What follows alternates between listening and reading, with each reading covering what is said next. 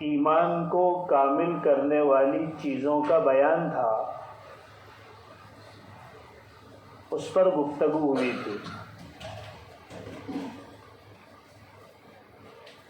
حضور پاک صلی اللہ علیہ وسلم کا فرمان تھا، من اعطى للہ ومنع للہ واحب للہ وابغض للہ فقد استکمل ایمانہ۔ جو اللہ کے لیے دے، جو اللہ کے لیے نہ دے، جو اللہ ہی کے لیے محبت کرے اور اللہ ہی کے لیے کسی سے بغض رکھے، تو اس کا ایمان کامل ہو جاتا ہے۔ قرآن کریم نے سچے ایمان والوں کی بھی کچھ علامتوں کو بیان کیا ہے۔ یہ جو میں نے ترجمہ کیا سچے ایمان والے، یہ قرآن ہی میں جو اصطلاح استعمال کی گئی ہے، اولئک هم المؤمنون حقا، اس کا ترجمہ ہے۔ تو اگر کسی کو اپنے ایمان کے سچے ہونے کو پرکھنا ہے کہ کیا میں اپنے ایمان میں سچا ہوں، جیسے بہت ساری چیزوں میں انسان سچا ہوتا ہے اور جھوٹا ہوتا ہے۔ عمل میں سچا ہوتا ہے، وعدے میں سچا ہوتا ہے، باتوں میں سچا ہوتا ہے، اور عمل میں جھوٹا ہوتا ہے، وعدے میں جھوٹا ہوتا ہے، اور باتوں میں جھوٹا ہوتا ہے۔ جیسے اللہ کے رسول صلی اللہ علیہ وسلم نے منافق کی نشانی بیان کی۔ منافق وہ شخص ہے جو ظاہر تو اپنا مسلمان ہونا کرے اور دل میں کفر چھپا کر رکھے۔ تب چونکہ اس کا کفر اسی کو پتہ ہے اور اس کو پتہ ہے اور خدا کو پتہ ہے، تو عام طور سے لوگ اس کو بھی مسلمان ہی سمجھتے ہیں۔ تو پتہ کیسے چلے گا کہ یہ منافق ہے؟ اللہ کے رسول صلی اللہ علیہ وسلم نے اس کی 3 نشانیاں بیان کی۔ اذا حدث كذب واذا وعد اخلف واذا اؤتمن خان۔ وہ جب بات کرتا ہے تو جھوٹ بولتا ہے، وعدہ کرتا ہے تو وعدہ خلافی کرتا ہے، اور اگر اس کے پاس کوئی امانت رکھی جائے تو اس میں خیانت کرتا ہے۔ جس میں یہ 3 نشانی ہوگی یا اس میں سے کوئی ایک نشانی ہوگی وہ منافق ہے۔ تو منافق تو مسلمان نہیں ہوتا، منافق تو مومن نہیں ہوتا، منافق تو اللہ کے نزدیک اپنے نفاق کی وجہ سے عام کفار سے بھی بدتر ہے۔ اسی وجہ سے قرآن کریم نے جہنم میں ان کے خاص ٹھکانے کو بیان کیا کہ یہ کافر ہیں، لیکن کافروں میں بھی بدترین کافر ہے۔ تو جس طریقے سے ایمان والوں میں کامل ایمان والے اور ان سے درجہ اکمل ایمان والے اور عام ایمان والے اور کمزور ایمان والے اس طرح سے درجات ہیں، اور اسی ایمان کی مناسبت سے آخرت میں جنت میں درجے ملیں گے، اسی طریقے سے کافروں کے درمیان بھی درجات ہیں. ایک اعلیٰ درجے کے کافر، ایک نارمل کافر، خدا کے منکر، تو جہنم میں بھی ان کو ان کے حساب سے جہنم کا درجہ ملے گا. اللہ تعالیٰ نے منافقین کے لیے قرآن میں کہا ان المنافقین فی الدرک الاسفل من النار، جہنم کے سب سے نچلے طبقے میں منافقین رہیں گے.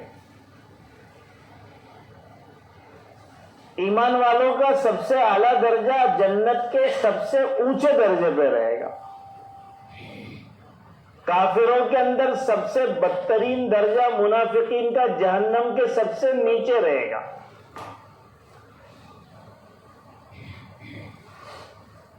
تو جس میں یہ 3 علامتیں ہوگی، حضور اکرم صلی اللہ علیہ وسلم نے فرمایا وہ منافق ہے.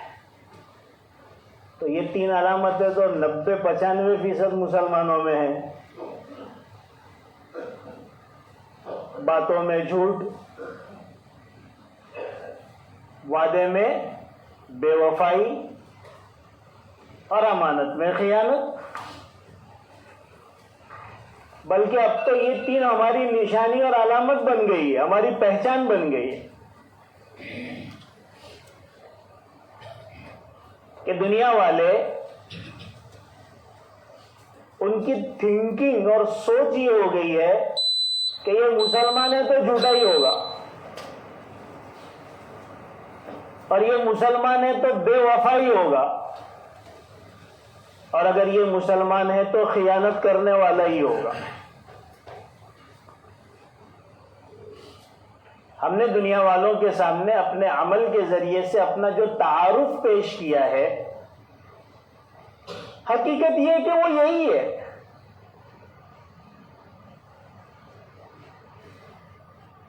تو کیا ہم سب 90-95% منافق ہو گئے اور ہمارا ٹھکانہ کافروں کا بدترین درجہ جہنم کا نچلا حصہ ہوگا؟ میں اس کی خالی وضاحت کر رہا ہوں کہ حضور اکرم صلی اللہ علیہ وسلم نے اس کو منافق کی نشانی قرار دیا، لیکن یہ نشانی جس میں موجود ہو وہ کافر ہو کر منافق ہو جائے ایسا نہیں فرمایا. فرمایا کہ جو شخص میں ان تینوں میں سے کوئی علامت ہو تو وہ منافق جیسا ہے. یہ کام مسلمانوں کے نہیں ہے، منافقوں کے. اگر وہ کلمہ گو ہے اور اس کے دل میں کفر نہیں ہے، ضروریات دین کا انکار نہیں ہے، تو وہ مسلمان ہی ہے. لیکن پھر سمجھ سکتے ہیں کہ وہ مسلمان کس درجے کا مسلمان ہے، کہ ایک دم آخری سطح پر آ چکا ہے.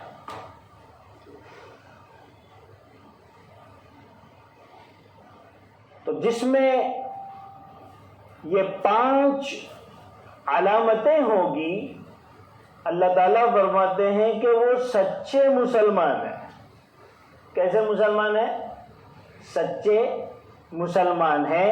یعنی ان کا جو دعویٰ ہے کہ ہم مسلمان ہیں، ہم میں ایمان ہے اور یہ حق ہم میں موجود ہے، تو حقیقتاً اس حق کی حقیقت ان میں موجود ہے اگر یہ 5 علامتیں ان میں ہیں تو.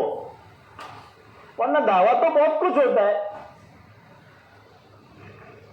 دعویٰ تو آج کل لوگ دنیا میں رہ کر جنتی ہونے کا کر رہے ہیں.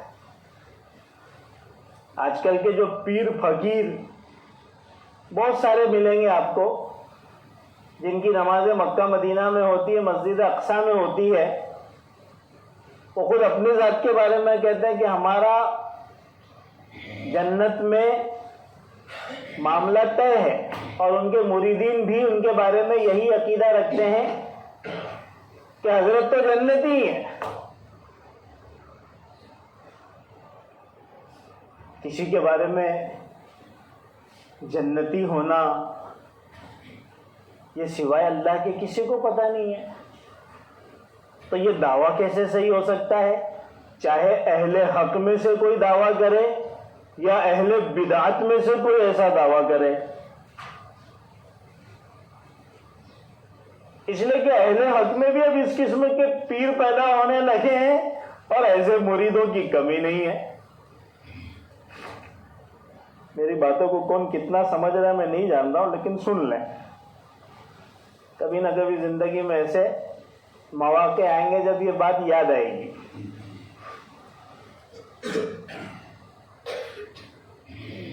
کہ اس کا علم تو صرف اللہ کو ہے۔ ایک مرتبہ ایک جنگ کے موقع پر ایک صاحب بڑی بہادری سے لڑے، ان کی بہادری کو دیکھ کر حضرات صحابہ بھی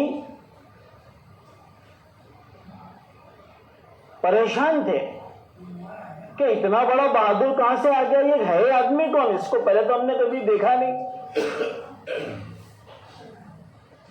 جب پورا وقت گزر گیا، رات میں عام معمول کے مطابق صحابہ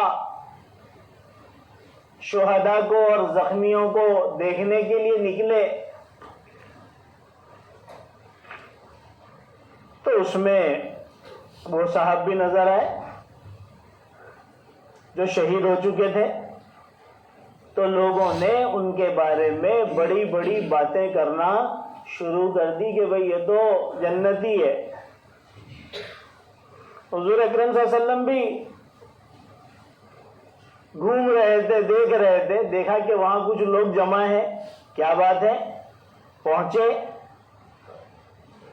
تو کان میں آواز پڑی کہ ان کے بارے میں کہا جا رہا ہے کہ یہ تو جنتی ہیں، یہ تو بڑے بہادری کے ساتھ لڑے ہیں اور دیکھو شہید ہو گئے۔ اب حضور اکرم صلی اللہ علیہ وسلم تو صاحب وحی ہیں، اللہ کی طرف سے ساری باتوں کا علم ہو جاتا تھا۔ حضور اکرم صلی اللہ علیہ وسلم نے فرمایا اپنی زبانوں کو بند رکھو، کسی کے بارے میں جنتی اور جہنمی ہونے کا فیصلہ مت کرو، تمہیں نہیں پتا کہ اس شخص کے ساتھ کیا معاملہ ہوا ہے۔ یہ شخص زخمی ہوا اور زخم کی تکلیف کو برداشت نہیں کر پایا اور اس نے اپنے نیزے سے اسی زخم کے اندر وار کر کے اپنی جان لے لی، خودکشی کر لی جہنم میں۔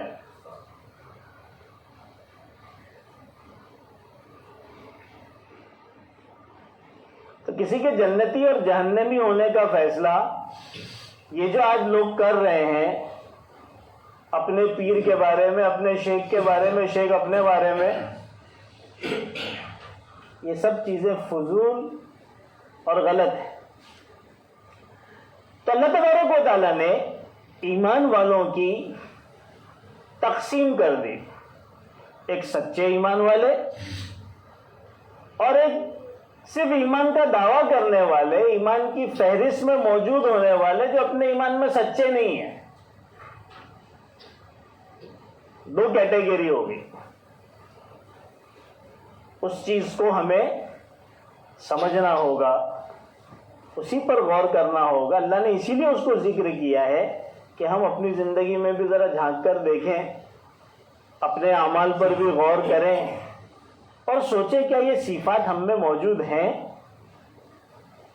اگر ہیں، کسی بھی درجے میں ہیں، تو اللہ کا شکر ادا کریں۔ اللہ تبارک و تعالی ان صفات میں مزید اضافہ فرمائیں گے۔ اللہ تعالیٰ جو فرماتے ہیں لئن شکرتم لازیدنکم، تم میری نعمتوں کی شکر گزاری کرو گے تو میں اس میں اضافہ کروں گا۔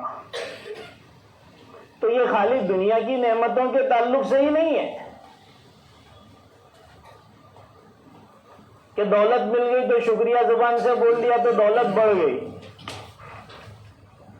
اور صحت مل گئی اور صحت کے بارے میں شکریہ زبان سے ادا کر دیا تو صحت میں مزید اضافہ ہو جائے گا۔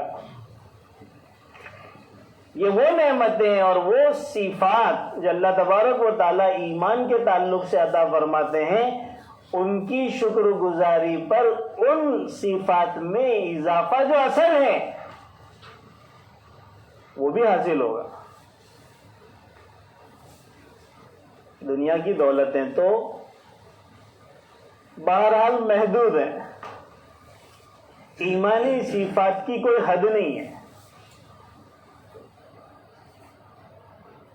خوف خدا، تقوی، بس آدمی بڑھتا چلے جائے، شکر گزاری کرتا رہے اور اس میں بڑھتا چلے جائے، اس کی کوئی حد ہے؟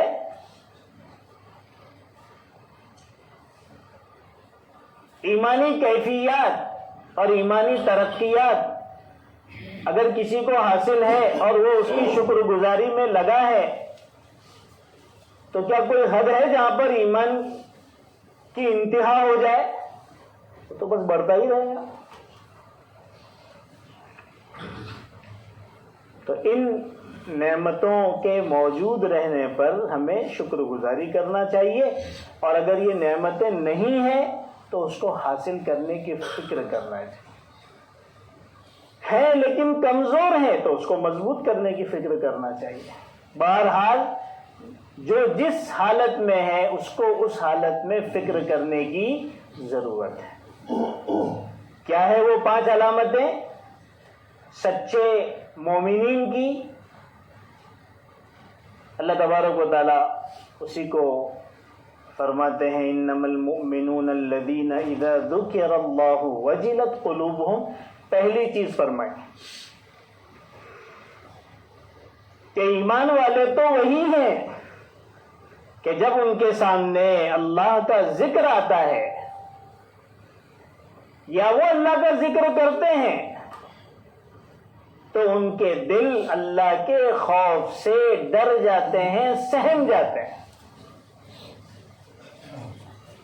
وَبَشِّرِ الْمُخْبِتِينَ الَّذِينَ إِذَا ذُكِرَ اللَّهُ وَجِلَتْ قُلُوبُهُمْ. قرآن دوسری جگہ پر کہتا ہے کہ وہ لوگ جو متواضع ہیں، نرم خو ہیں، ان کو بشارت دے دو. ان کی نشانی یہ ہے کہ جب ان کے سامنے اللہ کا ذکر آتا ہے تو ان کے دل سہم جاتے ہیں. اصل تواضع یہ ہے.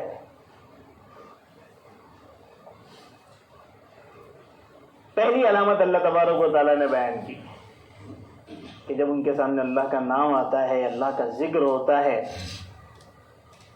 تو ان کے دل ڈر جاتے ہیں، ان کے دل میں خوف پیدا ہو جاتا ہے، ان کا دل سہم جاتا ہے. حالانکہ قرآن کی دوسری آیت میں اللہ کے ذکر کی خصوصیت یہ بیان کی گئی ہے الا بذکر اللہ تطمئن القلوب. سنو، اللہ کے ذکر سے دلوں کو اطمینان حاصل ہوتا ہے. جب کوئی آدمی پریشان حال ہو، بے چین ہو، غم زدہ ہو تو یہ آیت اس کو ہدایت دے رہی ہے کہ اللہ کے ذکر میں لگ جاؤ، تمہاری پریشانی دور ہو جائے گی، دل کی بے سکونی ختم ہو جائے گی، غم کافور ہو جائے گا، کیونکہ اللہ کے ذکر سے دلوں کو اطمینان حاصل ہوتا ہے. اب ایک طرف قرآن کی اس آیت میں اللہ کے ذکر سے دلوں میں خوف پیدا ہونے کی بات ہو رہی ہے، دوسری طرف اللہ فرما رہے ہیں کہ دلوں میں اللہ کے ذکر سے اطمینان پیدا ہو جاتا ہے.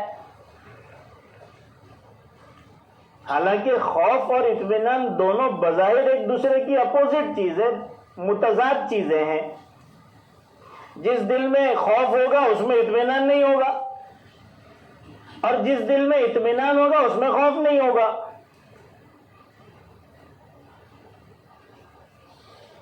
ایسا نہیں ہو سکتا کہ دل میں اطمینان بھی ہو اور خوف بھی ہو. یہ کیسے ہو سکتا ہے؟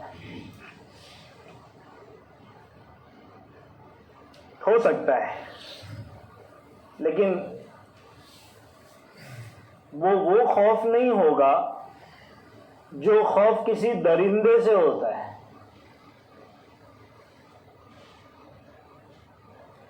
دشمن کا خوف جس طرح سے ہوتا ہے ویسا خوف نہیں ہوگا. خوف کی بھی دو قسمیں ہیں. ایک خوف کسی شخصیت کی، کسی ہستی کی عظمت کی وجہ سے ہوتا ہے، اس کی جلالت شان کی وجہ سے ہوتا ہے. وہ خوف نہیں ہوتا جو درندے سے ہوتا ہے، شیر سے ہوتا ہے، چیتے سے ہوتا ہے، بوٹسوں کو بھوتوں سے ہوتا ہے، دشمن سے ہوتا ہے. وہ خوف کی کیفیت الگ ہے اور یہ خوف الگ ہے. اس خوف کے ساتھ اطمینان جمع ہو جاتا ہے، یعنی بیک وقت خوف بھی ہے، عظمت والا خوف، اور اطمینان بھی ہے، کیونکہ یہ خوف اطمینان کا اپوزٹ ہے ہی نہیں. یہ خوف اطمینان کے خلاف ہے ہی نہیں. جیسے والد سے بہت محبت ہے، وہ بہت کچھ ہمارے لیے کرتے ہیں، لیکن بعض معاملات میں وہ بہت سخت ہے. تو جیسی بیل بچتی ہے بچے ڈر جاتے ہیں، حالانکہ حد سے زیادہ محبت ہے. والد کی کچھ وقت کی جدائی وہ برداشت نہیں کر سکتے، اتنی محبت ہے.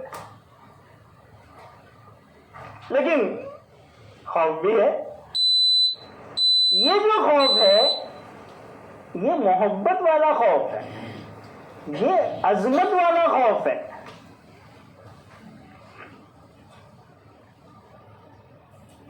یہ وہ خوف نہیں ہے جو کسی دشمن کی وجہ سے پیدا ہوتا ہے. اللہ تبارک و تعالیٰ کی عظمت جن مومنین کے دلوں میں بھری ہوئی ہے، اللہ کی محبت سے جن مومنین کے دل بھرے ہوئے ہیں، جب ان کے سامنے اللہ کا ذکر آتا ہے یا وہ اللہ کا ذکر کرتے ہیں تو ان کے دل اللہ کے خوف سے، وہ خوف جو اللہ کی محبت کی وجہ سے، جو اللہ کی عظمت کی وجہ سے ہے، سہم جاتا ہے. یہ پہلی نشانی اللہ تبارک و تعالیٰ نے سچے مومنین کی بتائی کہ ان کے دلوں میں اللہ کی محبت ہوتی ہے، اللہ کی عظمت ہوتی ہے. اسی وجہ سے جب اللہ کا نام آتا ہے تو یہ سہم جاتا ہے، ان کے دلوں میں خوف آ جاتا ہے. پہلی نشانی اللہ تعالیٰ نے یہ بیان. دوسری نشانی فرمائی وَإِذَا تُلِيَتْ عَلَيْهِمْ آيَاتُهُ زَادَتْهُمْ ایمانا، کہ جب ان کے سامنے اس کی آیتوں کی تلاوت ہوتی ہے اور وہ تلاوت کر کے ان کو سنایا جاتا ہے تو ان کا ایمان بڑھ جاتا ہے. ایمان کے بڑھنے سے کیا مراد ہے؟ ایمان کی کیفیت بڑھ جاتی ہے، ایمان کی قوت بڑھ جاتی ہے، ایمان کا نور بڑھ جاتا ہے. الایمان یزید و ینقص، ایمان بڑھتا بھی ہے، گھٹتا بھی ہے. قرآن کریم کی آیتیں، ان کا پڑھنا اور ان کا سننا، یہ ان ایمان والوں کے ایمان میں، اس کی کیفیت میں، اس کی قوت میں، اس کی نورانیت میں اضافے کا سبب بن جاتے ہیں. قرآن سے ان کو اتنا تعلق ہے، قرآن سے ان کو حقیقی محبت ہے، قرآن کو اللہ کا کلام سمجھتے ہیں، قرآن کا پڑھنا وہ اللہ سے ہم کلام ہونا سمجھتے ہیں. اللہ کی عظمت تو ویسی بھری ہوئی ہے، تو جب وہ اس کے کلام کو پڑھتے ہیں یا اس کے کلام کو سنتے ہیں پورے آداب کی رعایت کے ساتھ، پوری عظمت کے ساتھ، تو ان کے ایمان میں اضافہ ہوگا. کیسے پتہ چلے گا کہ قرآن کے پڑھنے یا سننے سے ہمارے ایمان میں اضافہ ہو گیا؟ کچھ پیرامیٹر ہے یا نہیں؟ جی قرآن کے پڑھنے یا سننے سے جن مومنین کے ایمان میں اضافہ ہوتا ہے ان کی حالت یہ ہو جاتی ہے کہ پھر اعمال صالحہ ان کی طبیعت بن جاتی ہے، ان کی طبیعی عادت بن جاتی ہے کہ اب ان سے نیک کام چھوٹتے نہیں. وہ کسی چھوٹے سے چھوٹے نیک کام کو بھی چھوڑنے کے لیے تیار نہیں ہے کیونکہ ایمان بڑھ چکا ہے. اب ایمان اس سے ہر نیک کام کروا رہا ہے اور اس کے لیے کسی نیک عمل کا چھوڑنا انتہائی مشکل ہو رہا ہے. شادی میں پہنچا، ایک سما ہے، ہما ہمی ہے، اور اس کو فکر ہے اپنے عشاء کی نماز کی کہ یار اذان کہیں سے آ رہی ہے یا نہیں، اور اگر کہیں سے اذان کی آواز آ رہی تو فکر ہے مسجد ہے کدھر. اب وہ دیکھ رہا ہے کہ کوئی داڑھی ٹوپی والا دکھ رہا ہے، کوئی تھوڑا سا سمجھ میں آنے والا آدمی سمجھ میں آ رہا ہے. اب اس سے جا کے بولے بھائی یہاں پہ مسجد کدھر ہے.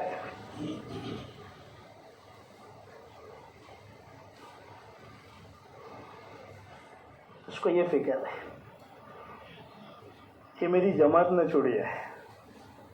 یہ ہے ایمان کے نور میں اضافے کی نشانی. پھر وہ بڑی سے بڑی میٹنگ ہوگی اور بڑے بڑے چودھری بیٹھے ہوئے ہوں گے، جب اللہ کی طرف سے پکار آئے گی تو وہ سب کو الوداع کہہ کے چلا جائے گا. زادتہم ایمانا، کہ اب اس کے ایمان کے نور میں، اس کے ایمان کی کیفیت میں، اس کے ایمان کی قوت میں اضافہ ہو چکا ہے.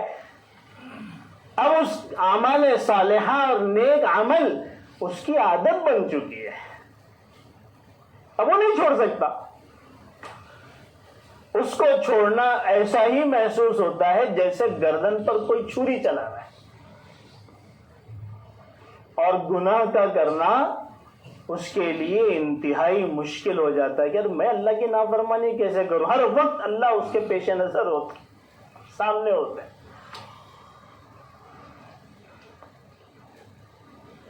تو جب قرآن کریم کو پڑھا جائے یا قرآن کریم کو سنا جائے تو اللہ فرماتے ہیں سچے ایمان والوں کی نشانی یہ ہے کہ ان کا ایمان بڑھ جاتا ہے. اور ایمان بڑھنے کی علامت یہ ہے کہ نیک عمل کا کرنا اس کی عادت اور طبیعی عادت بن جاتی ہے، طبیعت بن جاتی ہے. اس کے لیے کسی نیک عمل کو چھوڑنا انتہائی مشکل ہو جاتا ہے اور اللہ کی نافرمانی کرنا اس کے اوپر بہت دشوار ہوتا ہے. تو یہ کیفیت کب حاصل ہوگی قرآن کے پڑھنے اور سننے سے؟ قرآن تو ہم بھی پڑھتے ہیں، قرآن تو ہم بھی سنتے ہیں، ٹھیک ہے سال میں ایک مرتبہ پڑھتے ہیں، رمضان میں پڑھتے ہیں، ہفتے میں ایک مرتبہ 10 منٹ پڑھ لیتے ہیں، لیکن کچھ نہ کچھ تو پڑھتے ہیں یا پابندی سے پڑھتے ہیں.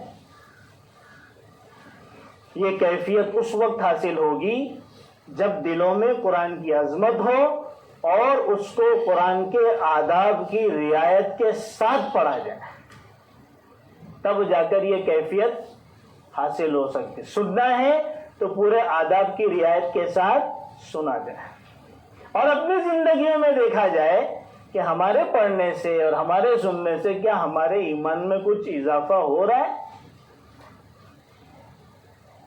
اضافہ ہو رہا ہے تو شکر ادا کریں، اپنی کیفیت کو دیکھ لیں کہ بھئی نیک عمل کی طرف رغبت ہے یا نہیں، گناہوں سے بچنے کا جذبہ ہے یا نہیں.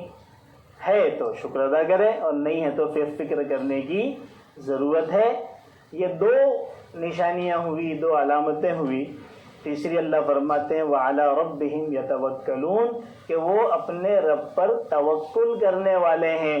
یعنی سچے مومنین وہ ہیں جو اللہ پر بھروسہ کرنے والے ہیں. اس کا کیا مطلب ہے؟ اور بقیہ 2 جو نشانیاں ہیں انشاءاللہ اس کو آئندہ ہفتے بیان کریں گے.